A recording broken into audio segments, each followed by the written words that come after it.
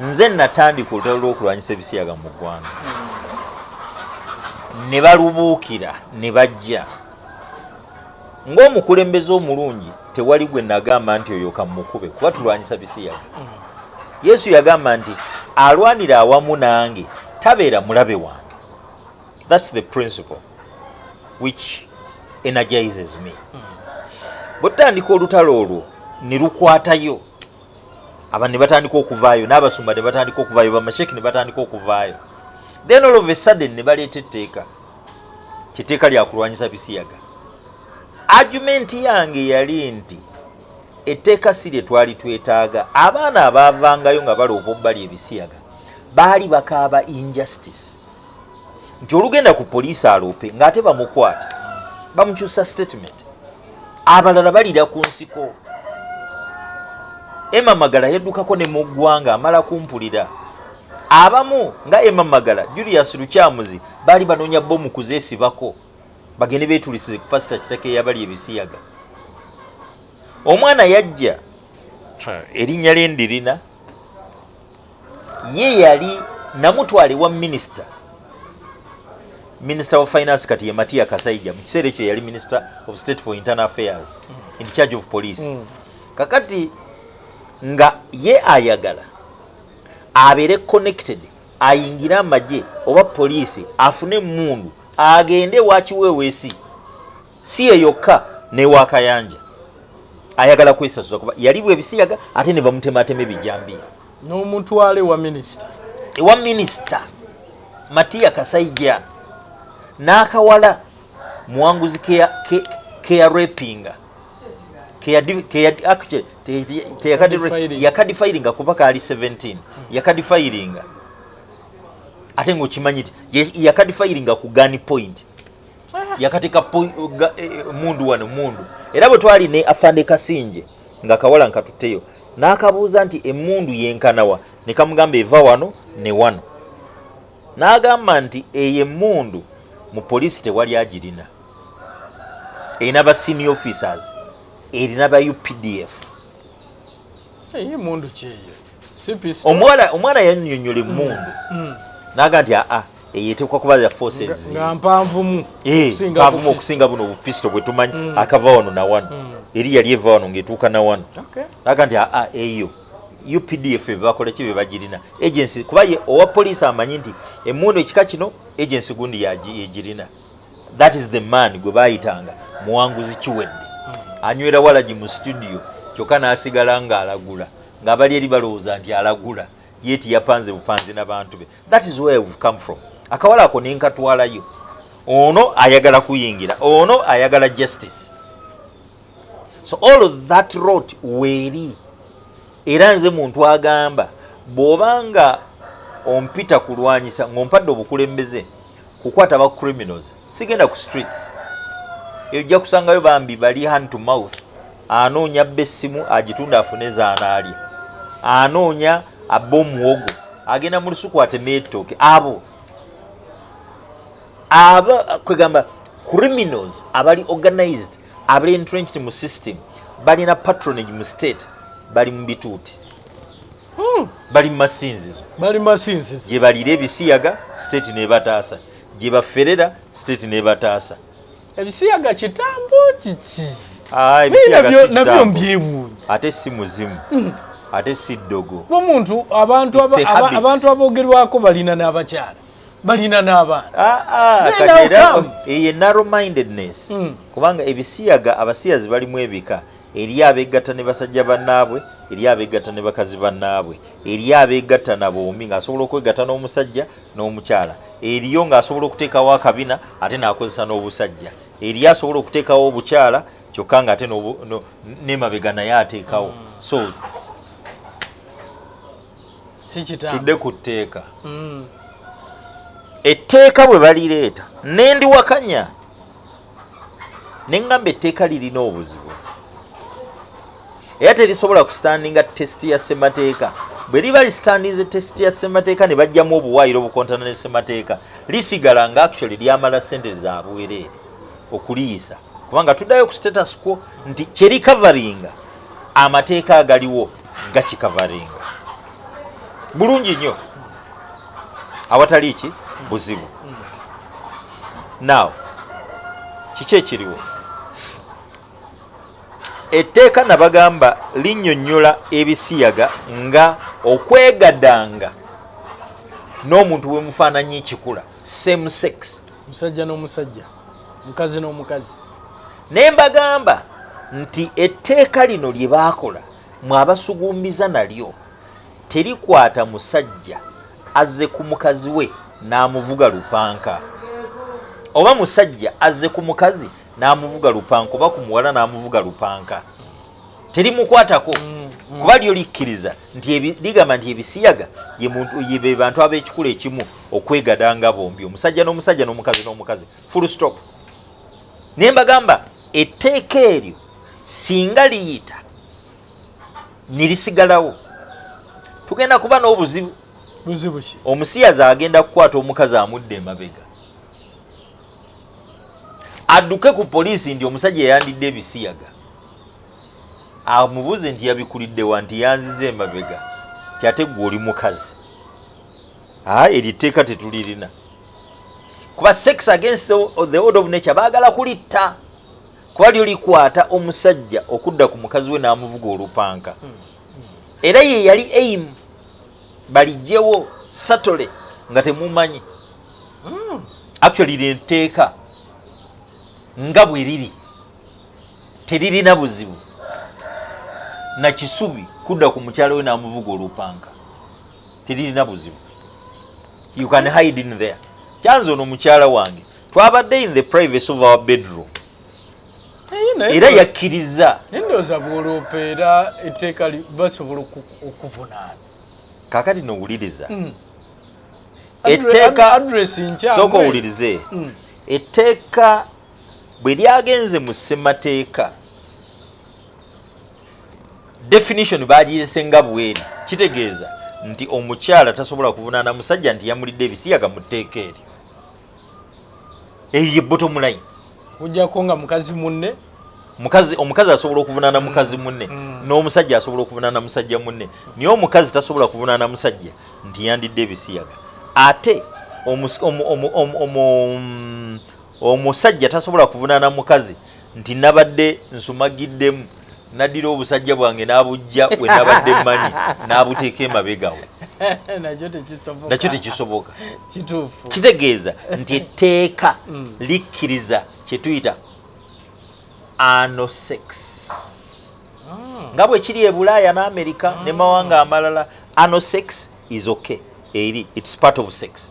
So etteeka baalikola in the spirit nti omusajja okwegadanga ne mukyala we nga nakyo we nti ogwo si musango. So ako tekaliimu. Genda olisome. Era kooti etaputa ssemateeka teyalikyusizza, yalisenga bwe liri, ekitegeeza nti omusajja badda ku mukazi we n'amuvuga olupanka, it's okay, anal sex. So ekyo wali owakanya? Ekyo nakiwakanya ne mbagamba etteeka lye tulina omukyala limuprotectinga kubba nga bwe liprotectinga omusajja ku musajja n'omukazi ku mukazi. Naye penokodi eba tevuddeyo. Ati tevuddewo. Wuliriza. Era basobola okuvunaanira muliri. What is the hulabalu about? Essanyu lyaki?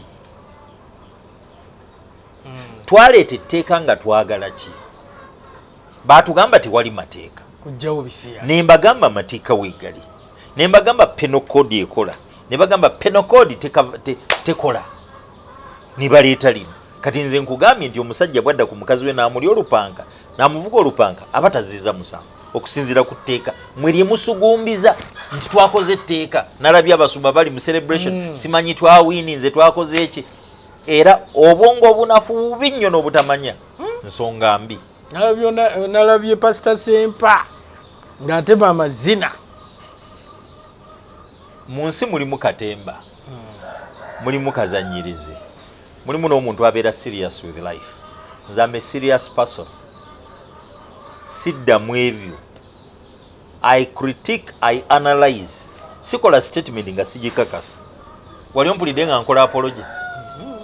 Oba ngikoze ku President Museveni, I cannot apologize kuba kyenjogedde gaba maki mazima. Now etteeka bwe lyagenze mu ssemateeka sinnasoma full judgment olw'obudde era olabyo nsanze ndi up and down naye bwe naaba mmaze ogisoma nja ddi critikingira ndi analyzing ndage bannayuganda nga bwe baafuna ebyoya by'enswa bwe baabagamba nti bafunye obwakabaka ne bajaganya naye ng'ate kabaka gwe tulina taluma talina buyinza kati kankwe etteeka lifaanaganako nga bwe baddiza obwakabaka naye ng'ate kabaka musajja wattu talina kyayinza kulagira asaba busabi yeegayirira bannayuganda bali loyo to the kabaka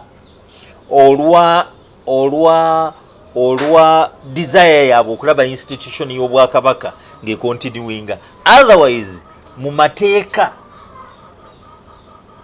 kabaka ow'emyaka gyana si ye kabaka wa leero nasobola okuddawo owaayo gyana n'abeerawo anti eriyo bannayuganda kabaka oli yalinga president eri yafuuka president mu 1962 eri yali just kabaka wa Buganda naye nga amaanyi gaalina obuyinza bw'alina alagira ye yali kooti ekomeredde bw'alagira nti bakuwe kino bw'alagira nti bakuse bw'alagira nti bakote ye yali kabaka kati kabaka gwe tulina yeegayirira atuula n'ateesa naye musajja wattu mulimu ebintu ebimu ebigenda mu maaso n'atunula n'alaba nga bimulumye abantu be bali bubi naye nga talina kyakkola singa abadde nga ye kabaka oli alina obuyinza yandigambye nti revenue authority sente zeesoloozeza tukole oluguudo lwe bamunaanika tasobola kulagira balukole tukole oluva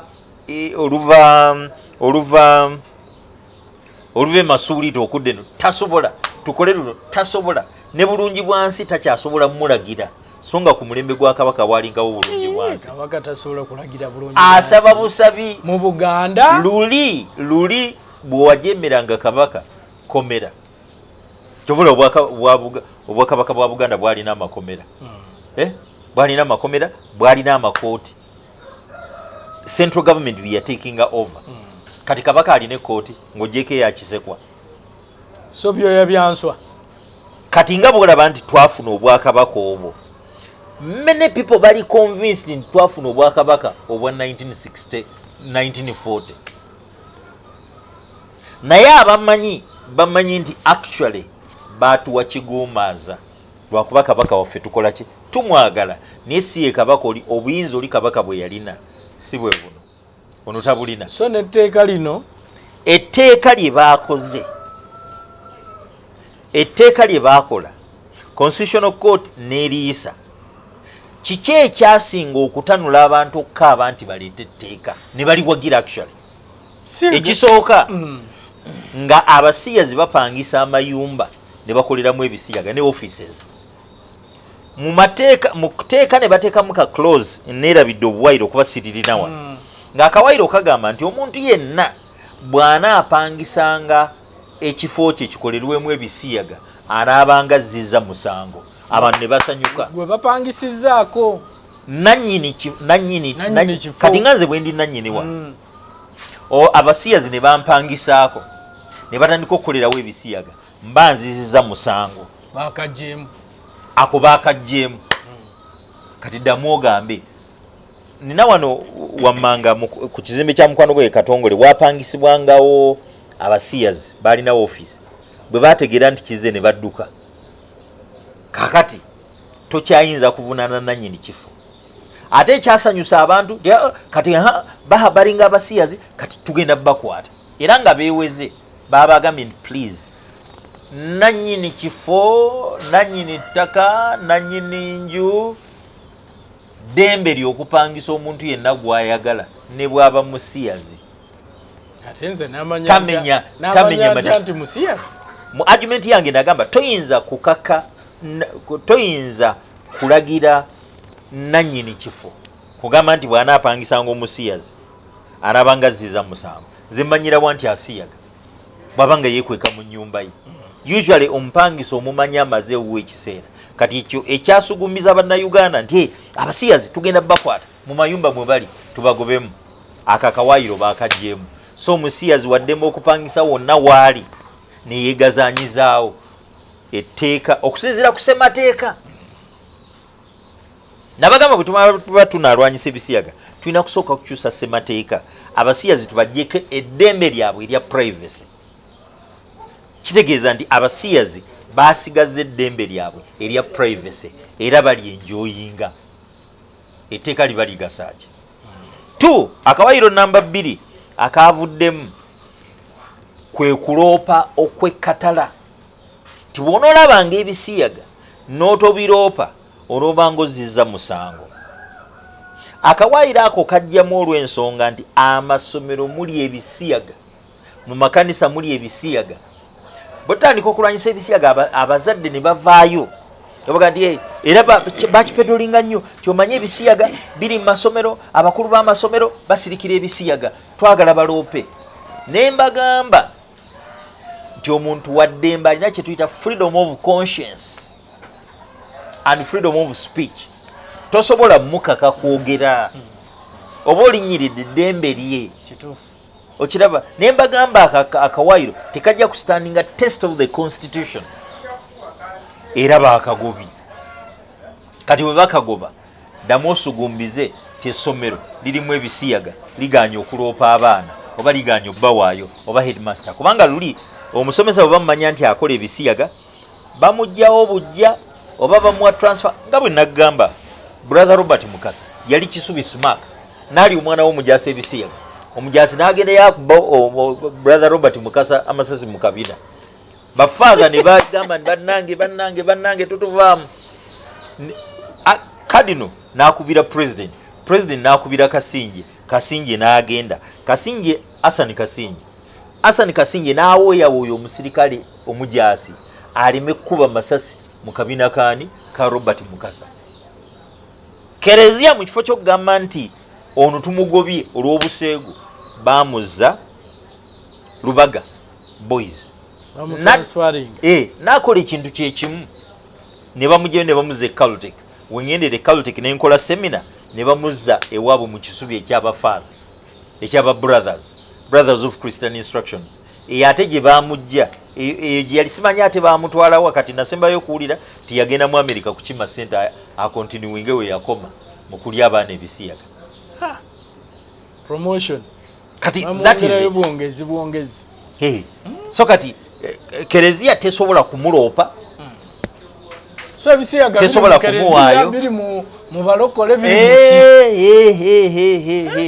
bw'ovaayo okuloopa. Kati wuliriza, bw'ovaayo okuloopa ebisiyaga ate gw'ofuna obuzibu nga bw'olaba abaana Kayanja be yali ebisiyaga. Kankwene kano etteeka lirimu akawaayiro akakulagira gwe munnamawulire komala n'ofulumya story ekwata ku victim n'ebisiyaga ebyamukoleddwako nga tofunye lukusa lwa kooti oba olukusa lwa victim oba ozizza musango, era bwe gukukka muvi osasula obukadde obwo. Kakisubi mbuuza togenda kutunda mmotoka y'obusasule. Bannamawulire bameka abasobola okurunninga stories? Era walabye mu keesi ya Kayanja ey'ebisiyaga abaana ettunka mu kooti ya Mengo ebiri mu kooti. Omulamuzi yaweze bannamawulire okuddayo coveringa court session live. Nabagamba tetekero lijja banyiga ne musirika busirisi.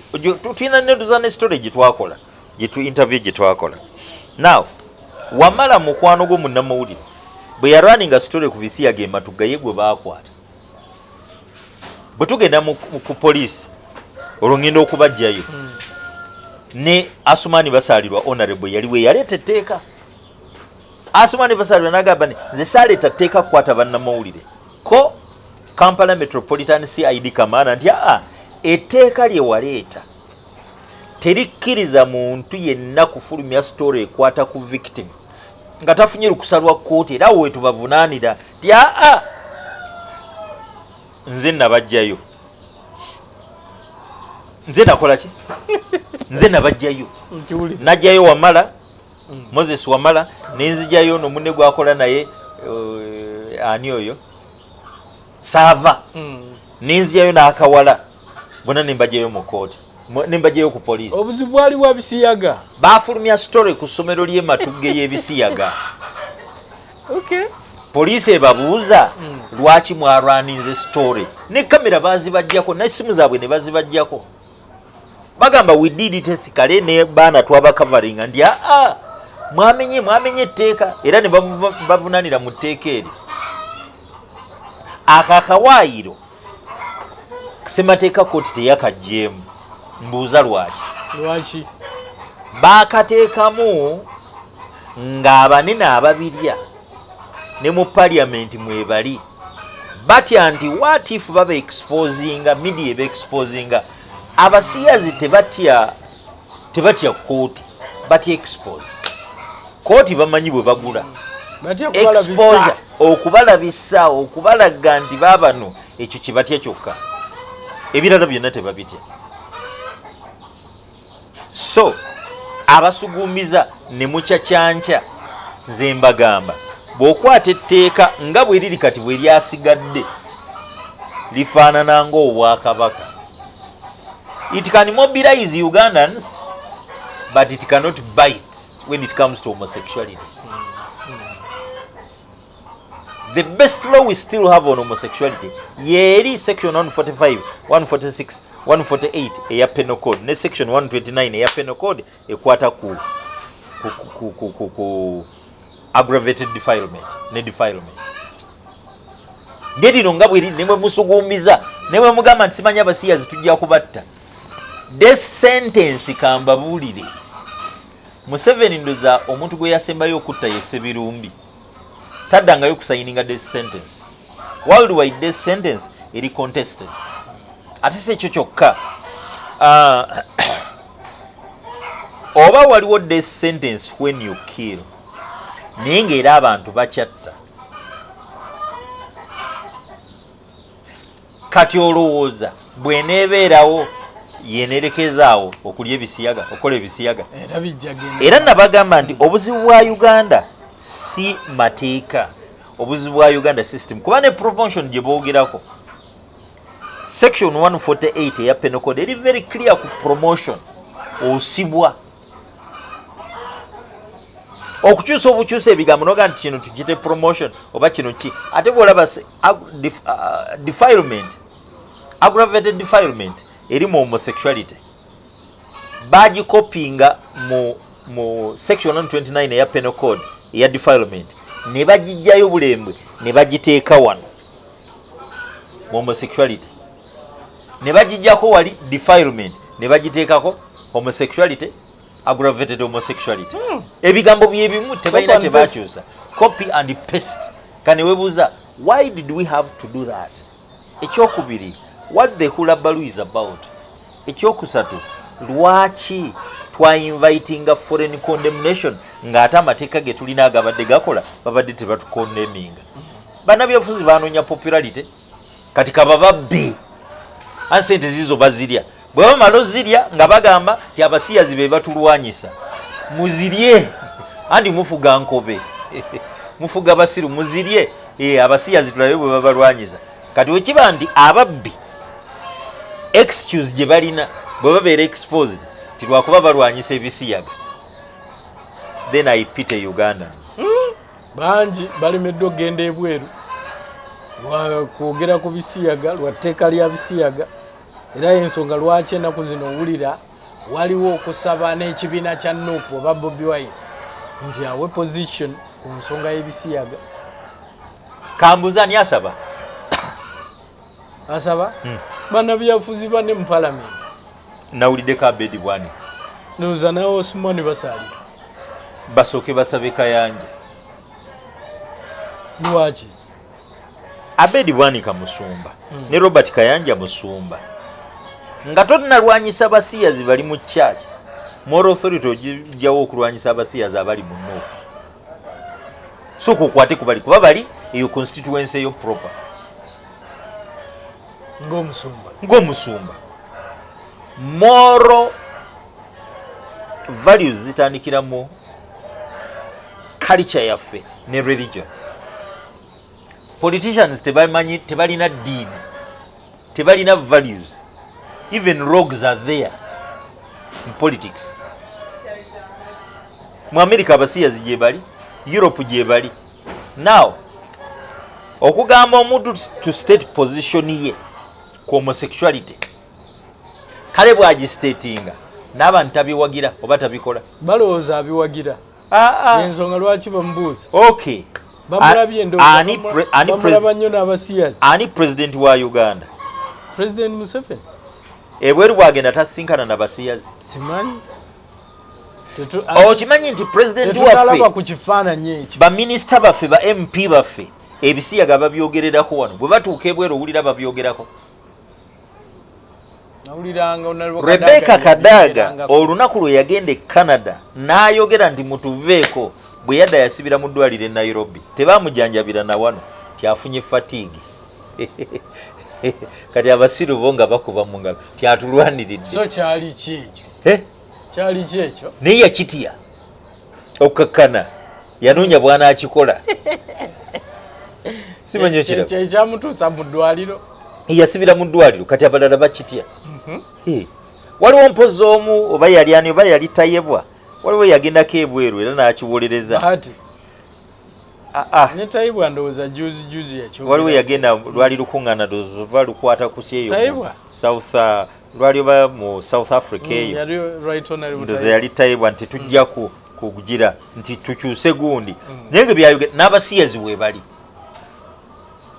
simanyi okiraba kati Bobby bw'abanga agenze ebweru ne bamukuba ekifaananyi n'abasiyazi oba n'omusiyazi ebigambo ebyawandikiddwa ku posita eyo bya Bobby Wine oba bya musiyazi ovunaana otya Bobby Wine kyatawandiise kino ndowooza kiri recent ani kino kiri recent ebiwandiiko byajjadde ebimusaba ebiddala mu interviews eyakola kati wuliriza Museveni yateeka omukono ku tteeka kiki olwana kikuwagira lindako Museveni yateeka omukono ku tteeka ani mukwano gumu basumba ne State House emumanyi ne patronage bagimuwa kati ani asinga obunnanfuusi agamba nti tawagira bisiyaga n'ateeka n'etteeka Pastor Kakande ye si mukwano gwa President Museveni Kakande mufere ani mukwano Kakande mufere Kakande si musiyazi buli omu nkubuulira kyakola tuli ku bisiyaga tetuli ku bufere leka kumbuzaabuza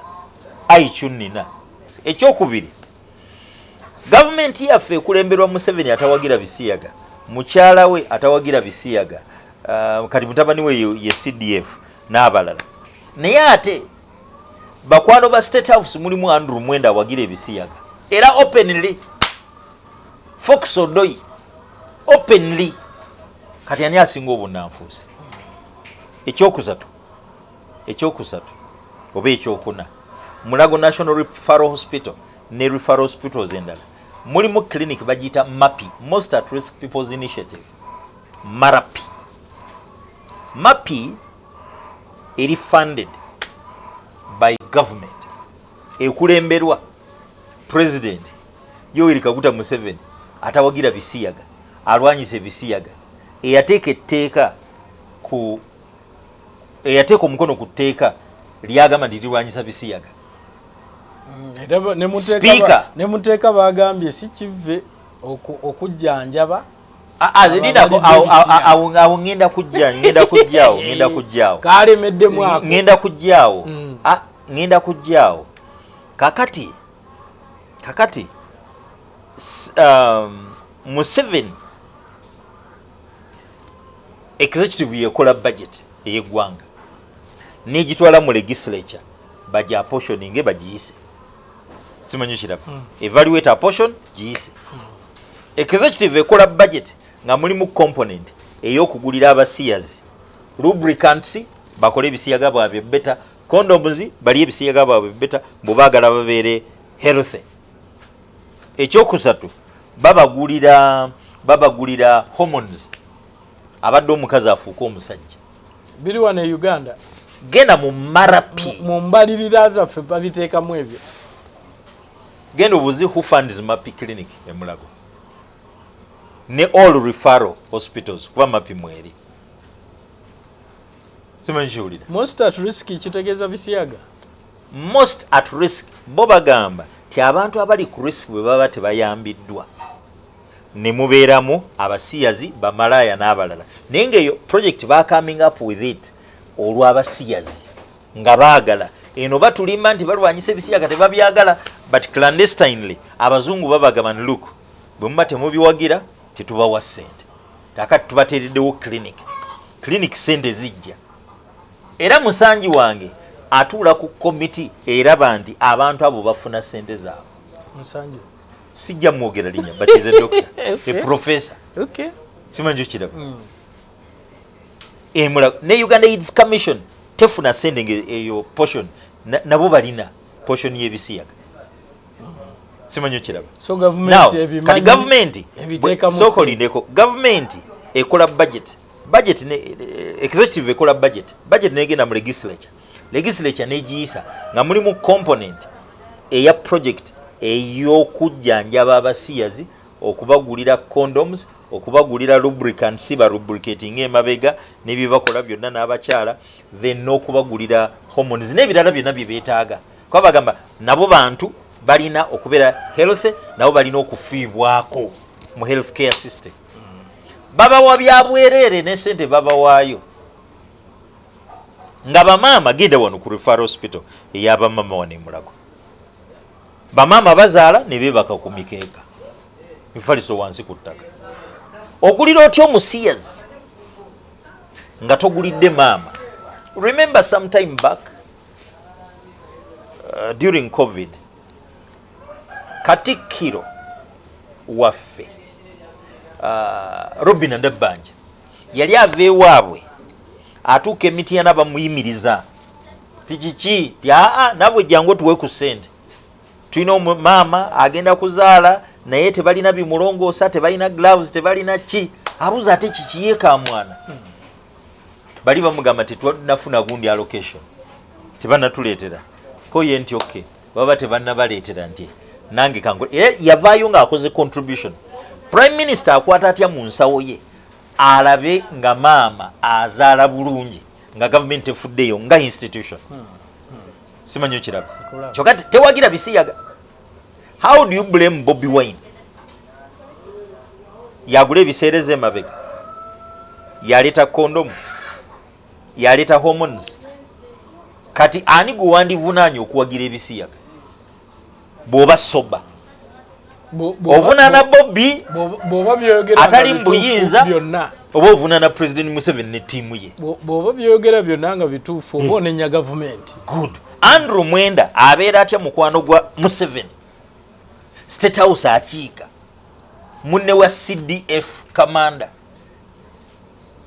ninga yomu kubawabira etteeka ekitegeeza ebisiyaga biwagira Andrew Mwenda kati ovuna ne Bobi atajjangana mu kigambo kye mukamwa nti ndatayisanga kigambo mukamwa nti nze mpagira ebisiyaga nga yakuba n'oluyimba oluvumirira ebisiyaga ne bamumma ogenda mu America ne Bungereza ne bamubloke bamubuuza position ye ku nsonga eyo ey'etteeka tekyaleeta obuzibu ekyo.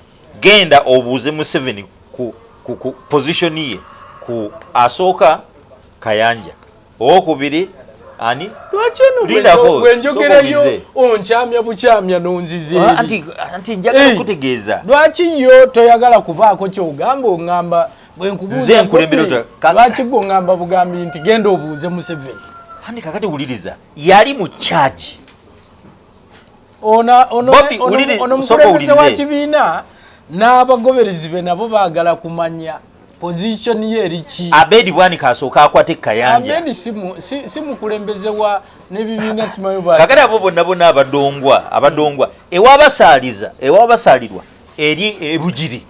Abasiyazi balina wali ku muzigiti. Ewabasalirwa. Bwe yayise etteeka yali alina gwakutte. Gende bujiri ku muzigiti. Ojja kulaba ab'omuzigiti bajja kugamba nti ffe byatusobako dda.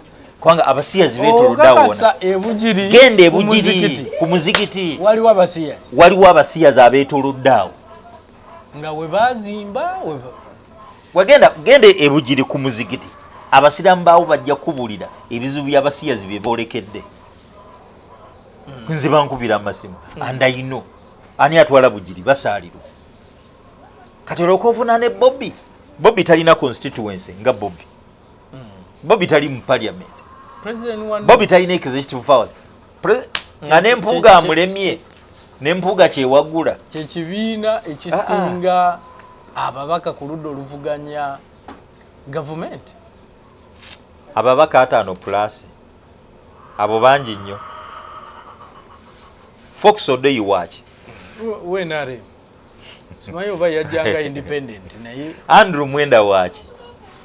Ayo munnamawulire. Inside wa State House wa Museveni akiika bukiisi. Munnamawulire alina independent. Kati nze ningiza nendaba nentekako goggles mwezi mutalina ne brains temuzikozesa. Bobi Wine si president. Bobi Wine tafuga mulago. Bobi Wine tafuga Ministry of Health. Bobi Wine tafuga parliament. Bobi Wine tafuga executive. Executive nkulaze ebisiyaga. Legislature nkulaze ebisiyaga bubiyisaamu sente. Ne ba legislators abalimu nga bali bawagira ebisiyaga. Ne nkuleeta malwaliro. Genda mu all mapi centers, mapi clinics ojja kulaba. Genda mu AIDS information mu ani echa kino ekitongole kya sirimu mukyala Kaleba kye yatandika. Uganda AIDS Commission. Uganda AIDS Commission ya government. Nekino ekya TASO. The AIDS Support Organization. Abasiyazi bagiwaliriza neteekawo clinic eziri special ez'abasiyazi. Genda e Mulago ononye TASO ogende ojja kulaba bajja kuba eti clinic y'abasiyazi ebeerawo ku lunaku bweruti era bo bagendayo babawa ebintu byabwe babawa kubanga sente zino ziyita bagamba baani aba batuukako nti oke mapi ebatuukako TASO ebatuukako kwa nabo balina sirimu. So bubaka ki eri abo ababadde babanja Bobi Wine okuba opposition? Babanje Museveni lwaki Mulago erimu mapi clinic nga government egula ebiseereza emabega negula condom negula hormones ne babiwa abasiyazi free nga tebagulira bamaama.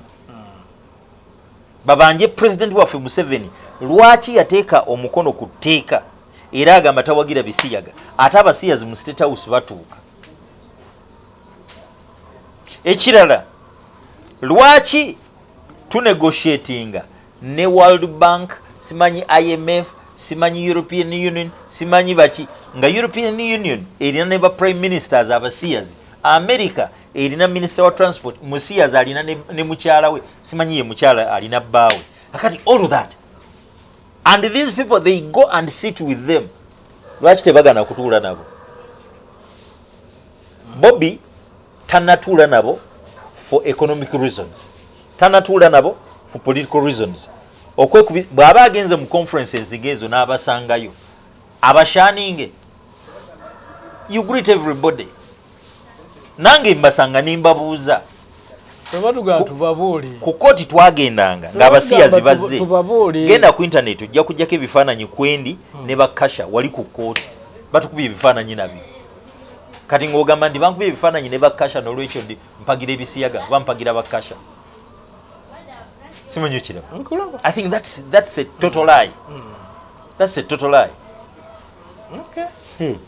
Dr. Sylvia Tamale tatula ne bannamateeka banne n'asomesa n'abaana Makerere nga tawagira ebisiyaga ne profesa we bbaawe. Buli omu akimanyi. Lwaki tebamugobaayo?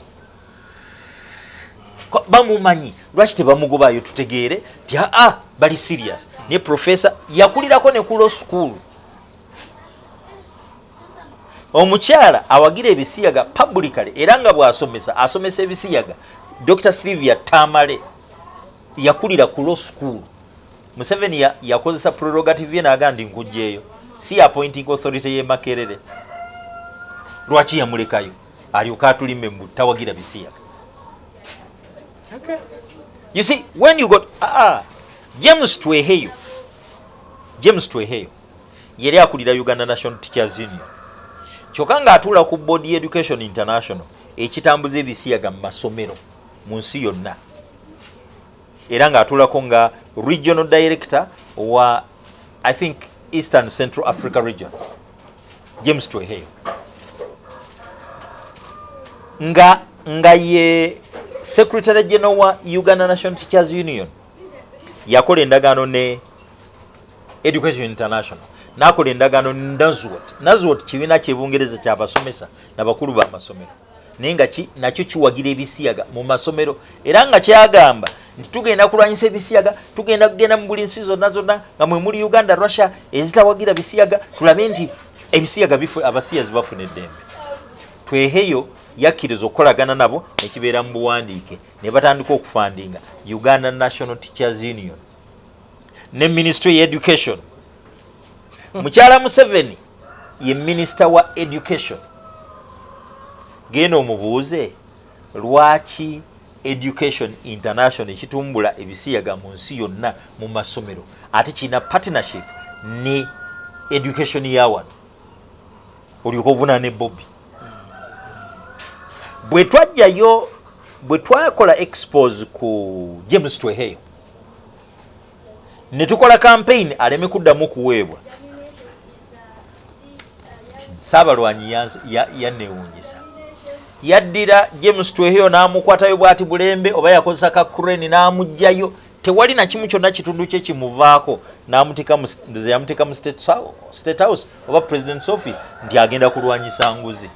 Nange awo we nalabira kati ani mukwano gw'abasiyazi gwotugamba Bobby agenze ebweru n'abasinkana toleese na evidence nti bamuwadde ssente negwowoza yasinkanye ono yasinkanye bano bali wano batuula nabo ne banywa nabo ne banyumya nabo. Nze mpulira bwe bitambula. Okimanyi tulina n'abakungu abazze wano mu World Bank nga bazze n'abapartners baabwe basajja bannaabwe. Omusajja najja ne musajja munne. And the state nebaaniriza ne babawa credentials ez'okubeera ba nga bwe bazze. So kati what are you talking? I think tuteekwa okuva mu gossip tuve mu cheap politicking tudde mu reality. The reality is tugambe nti kati ebisiyaga bikozeddwa nga political tool. Nze ng'eyatandika olutalo lw'ebisiyaga nkaaba kubanga we are not addressing the issue, instead we are using as a tool to tarnish others, to eliminate them politically. Kwa bamanyi nti bannayuganda bw'otuuka ku bisiyaga tebabyagala kati bw'obagamba nti oyo awagira ebisiyaga oba musiyazi oba ki bajja kugira the real basiyazi babalese. Genda obuuza abasumba tebamanyi nti munaabwe Kayanja ali ebisiyaga. Ssenyongo mulaba musajja wattu alwanye Kiganda alwanye ffe twalwana ate tukyalwana. Nalaba gye nvudde ku Kayanja nga abagamba tabalinaako obuzibu bwonna be bamulinako obuzibu. Era abagamba n'omusango si yabalina naye gavumenti versus bo. Kakati wuliriza criminal matter tesobola kubeera initiated nga tewaliwo akoseddwa yalina okulojinga complaint state egitaking over ewaabe afuuke principal witness. Nkunyonyodde bulungi nkimanyi kunyonyodde bulungi. Now Kayanja aba alimba bulimbi bw'agamba nti talina buzibu ku bano Ssenyonga n'ani ng'ate ye yagenda ku poliisi n'awaabira Ssenyonga, ye yagenda ku poliisi n'ampawaabira n'akola statement. Last year bwe mala okujja Wamala ne saava mu kkomera, Wamala addayo ku reportinga ampeereza message nti owange nti funa ennamba y'omukyalo ono akwetaaga konze kinti issue eri very delicate niye mukubire. Omukyala mukubira mukyala ngamba Pastor Malete tusobola kwogerera bukati bugundi naye mbadde njagala ojje konze kikyonjagaza nangamba issue y'ebisiyaga konze biri luddawa nti eri ku cathedral gy'otegedde Miracle Center ne muganja kujja naye ndi busy today, but I think Friday after my program on Moon TV nja kujja kwa buli Friday mbera ku Moon TV sawa 3 ez'okumakya paka sawa 5 ez'okumakya. So Friday nkera ku Moon TV bwenjivaako mukubira mugamba nzija ntuuka wali ngenda okutuukawo mugamba njagala ndabe complaint against me. anzigirayo ebbaluwa anzigirayo gundi fayiro kuliko Uganda versus Pastor Male complainant Pastor Robert Kayanja kuliko ebbaluwa y'abakatende Sempeebwa and Company Advocates ebbaluwa egamba ewandiikiddwa poliisi egamba nti poliisi mulemeddwa okuinvestigatinga keesi client waffe yawaabira omusumba Male Ssenyonga Kiganda Sempa n'abalala ne Bujingo nga abavunaana okuba nti bagenze ku different forum bagenze ku TV bagenze ku radio bagenze ku crusades bakozesa platforms zaabwe mu churches ku radio TV ne bampita omusiyazi okiwulira nolwekyo ne bamuyita omusiyazi asaba case eyo ebeere investigated benagisoma nenjetegeeza nenga kino kyemunjagaza nti leeta empapula newandiikire nanga nti nze nina okuwandiikira ko nze no problem tandika okuwandiika nze Pastor Male nze natandika olutalo lw'okulwanyisa ebisiyaga mu ggwanga era bwe ntandika okubirwanyisa nentandika okufuna ba victims ndabye ba victims bangi abakoseddwa nembayamba abamu nembayamba okufuna justice abalala nembajjanjaba nina ne bendabirira nangenda maaso neŋŋamba nti biri ebiri lwe ntandika okulaba abaana abaagamba nti Kayanja yabali ebisiyaga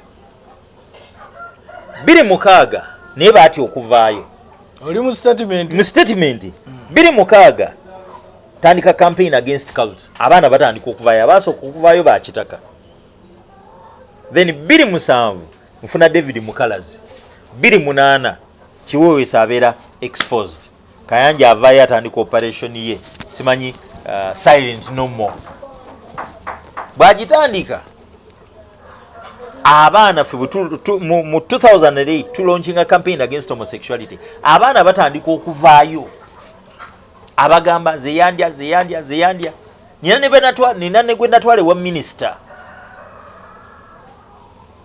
then nenvaayo nengenda maaso neŋŋamba nti mu 2009 abaana abaloopa ate poliisi yabakwata ne bakyusa statement ne bavunaana ffe 2012 ne bakondemminga nga tetwewozezaako kyannuma okuba nti mbeera convicted for a crime I never committed neŋŋamba throughout the course eyo waliwo kidnaps ezaakolebwa zaasoba 7 omu ku baazijuliranga ye Judith Nabakobe yali omwogezi wa poliisi kati minister ow'ebyettaka mu statement neŋŋamba abaana abo bwe baalinga bali kidnapped okusinziira ku videos bannyonnyola nga ababa kidnapping nga kuliko omuwanvu ayambala galubindi description ya Pastor Chaze kuliko alinga omuyindi description Pastor Sempa kuliko omuddugavu omuwanvu ow'ekiwago description Pastor Kayira kuliko omumpi ow'envi description Pastor Male nze naye ekisinga okuneewuunyisa saayitibwako ku police station kola statement ku kidnaps wadde bannange ate nga abaana baali bakiraga bulungi nnyo nti ffe ate nga abakidnapping bagamba abaana bagamba nti balina n'emmundu AK47 neŋŋamba nyinza nti okubeera investigated for mere simanyi kwonoona linnya nga siri investigated mu emo weight ya matter erimu kidnap with intent to murder ne AK47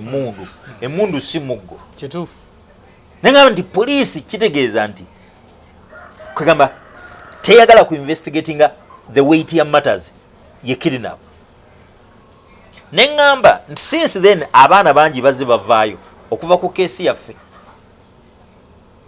abavaayo be bakwata ne baggalira neŋŋamba mu 2016 December Pastor Kayanja ya parading omwana bamuyita Mukisa n'omukazi yeyita nnyina ne bakola katemba byonna biri mu statement katemba ng'agamba omukyala agamba nti omwana wange ono yakozesebwa era leero azze kwenenya Mukisa n'atandika amannya gange Samsoni Mukisa n'akwata ku mutwe n'ajjukira nti ali mu firimu ekolebwa oba ezanyirwa mu Miracle Wood.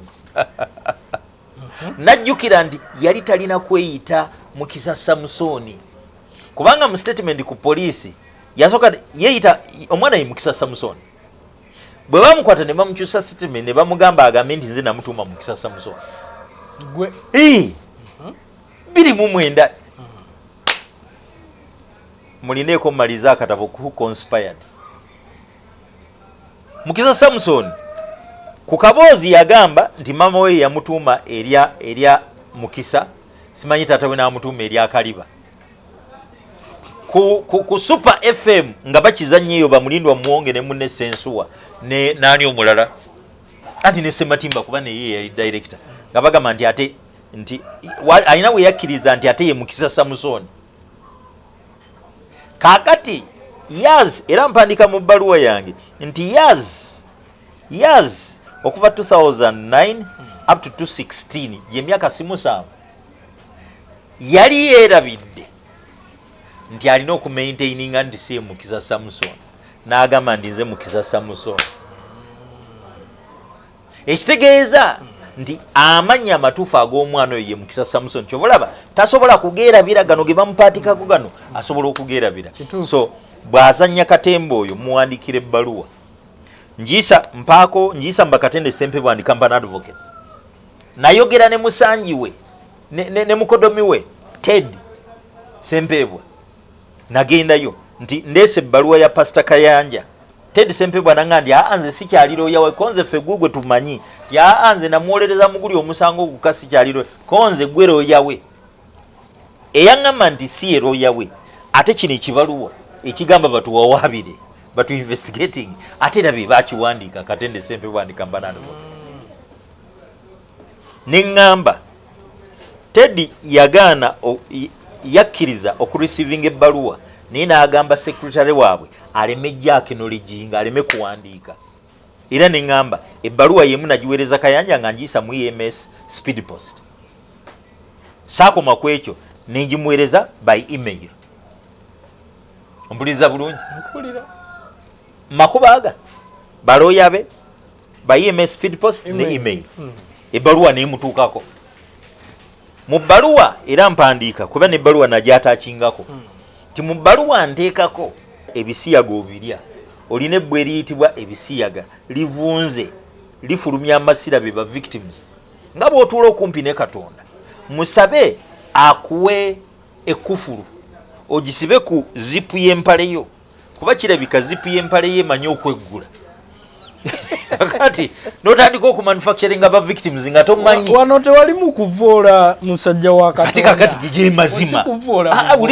Wuliriza bwenteeka bw'oyagala okumpita omulimba then sebbaluwa yali egendereddwa ki kumulaga nti musiyazi era nenkimulaga era teyagiddamu balooya wali owa baaki be balooya be era bagimutuuseeko kuba nabo si batya anti be bagamba batuwawaabire. Kakati era nateeka mu statement yange ku police last year nga temunaavunaana musango gwonna njagala mugimutwalire yiino ningibawa ningiwayo ku police ajanukule lunyiriri ku lunyiriri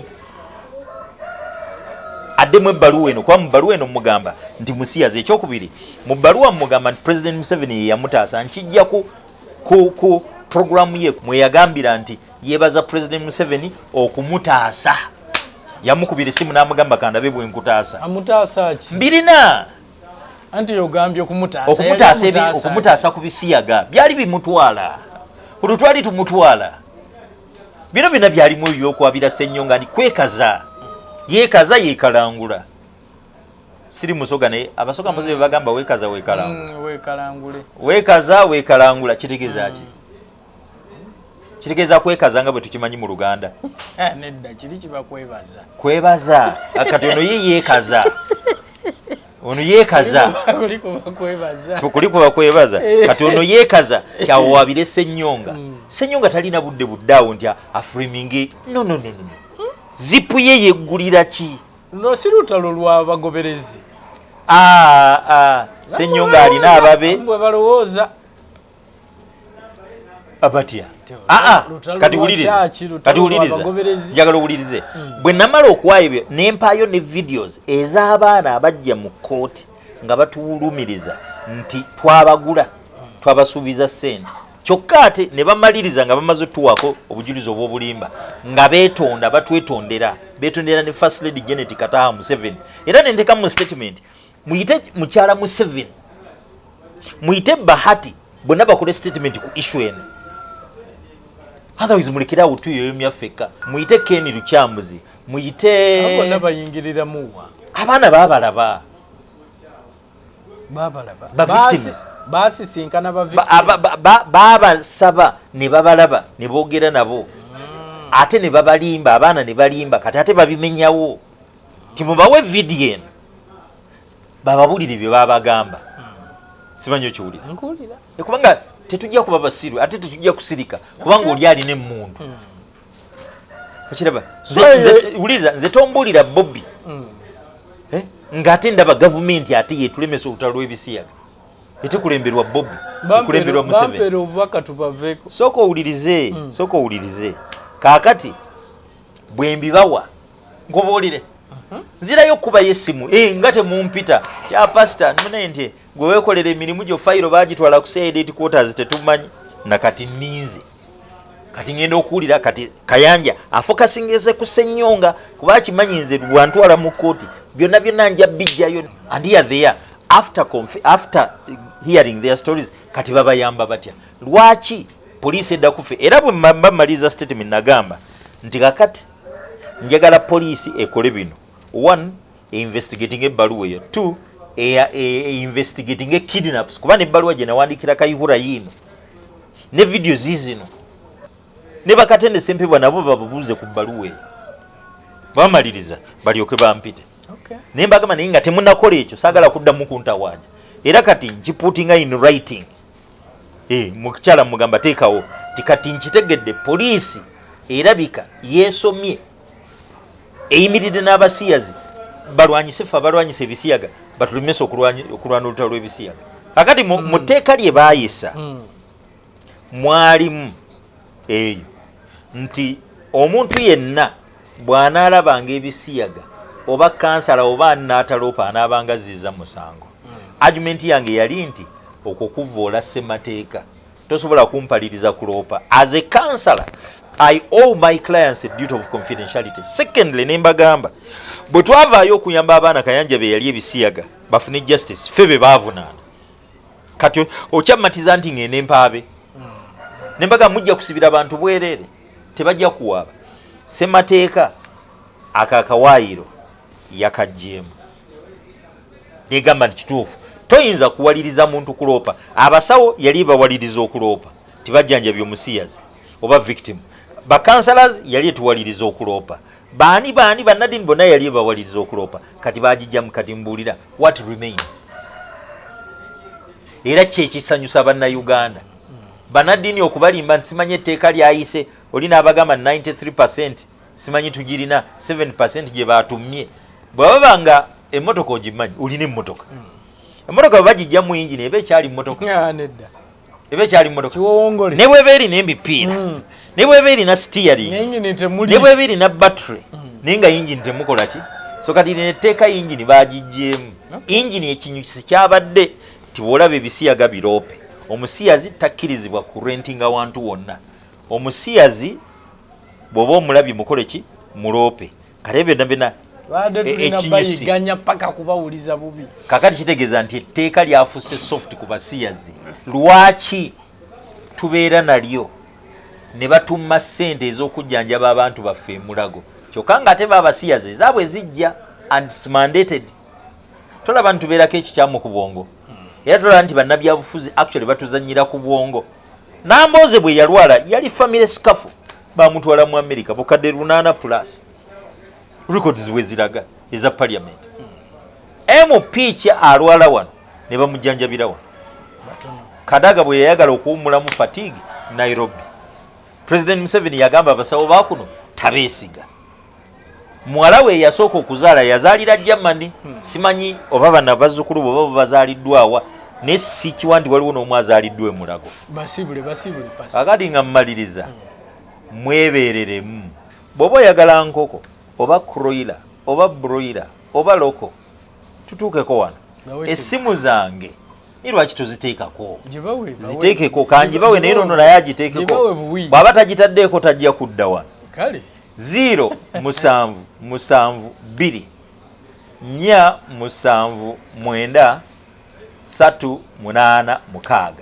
0772 479 386 ne 0 7 02 19 65 11 0702 1965 ate bw'oba oyagala olina amajigo oyagala tugakwalulize jangu otusange otuka ku polisi ya Kawempe funa bode kulete wa Pastor Male ojja tutuukako tujja kukwaluliza ate bw'oba oyagala mmere eri quality ennungi teri mu ttaka teri mu musenyu ate ng'ekolebwa mu materials ezaffe wano jangu tugikuwe store yaffe eri bw'otuuka e Kawempe ku 5 kwatiridde emperero mu koona lya Kiganda eriri sharp we wali male quality poultry and animal feeds jangu tukuwe emmere eri ku mutindo enkoko ennungi oba leeta amajigo tugakwalulize byonna oba osobola trustinga byonna tukulinze